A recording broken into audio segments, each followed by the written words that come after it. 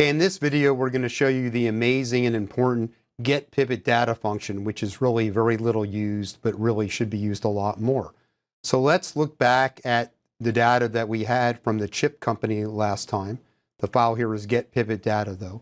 So instead of putting the product and the country in the report filter, we put it in the row label, the row fields, and that's pretty messed up. You can see it's pretty cluttered, and I'm a messy person, but even I think this is cluttered.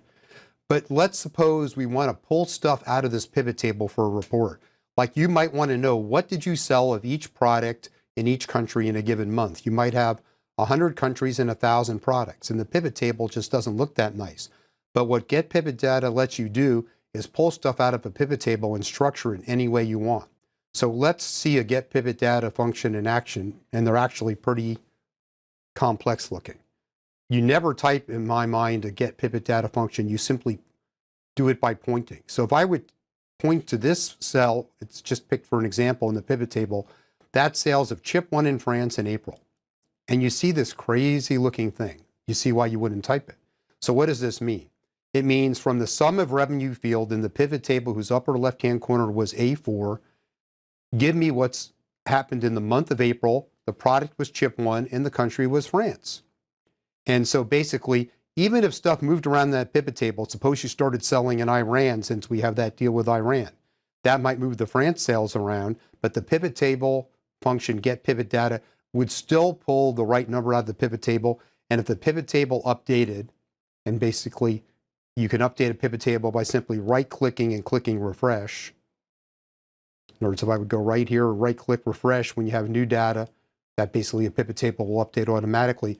But basically, what this function would do is pull out, again, the sales in April of chip 1 in France. Now, that by itself is not that useful. But the key to using GETPIVOTDATA is to copy a GETPIVOTDATA function and use $ correctly. Remember, when you $ something in Excel, you lock either the row or column. So let's put a GETPIVOTDATA function right here where we've listed the products in the country. And we can pick a particular month, in this case, April. We can get the sales of every product in every country in April. To begin this process of getting the sales of every product in every country from the pivot table, let's just recopy that 37,600 by pointing to it with GETPIVOTDATA. Okay, now what do we need to change here so we can efficiently get the sales of every product in every country? Well, instead of saying product chip 1, we want to point to this cell, and we need to $ the I, so when we copy it across, the I doesn't change. And for country France, we don't want to say France, we want to point to France right here and $ the row, so when we copy it across and down, the row does not change. So what we need to do, first of all, is get rid of that chip 1 and point to this cell. And then we need to $ the I there, so when we copy across, that will not change. And then for country France, we would point to the word France, and we need to not that quote there, that needs to go. And we need to $ the 15. And that should repeat what we had, the 37,600. Now, if I copy that across here, we now have the sales in US and Canada during April. Now, if I copy that whole row down, just get the little cross and drag it down. Now I see those error messages there, but I can fix those. You don't want, in general, error messages like reference, there's nothing to pull there. That's why you get that error into your spreadsheet. So the way we can fix that is use a great Excel function called if_error. You should never send spreadsheets to your colleagues that have errors. I mean, you should replace the errors by some message explaining them. But in this case, the way if_error works, you put a formula. If it works, fine.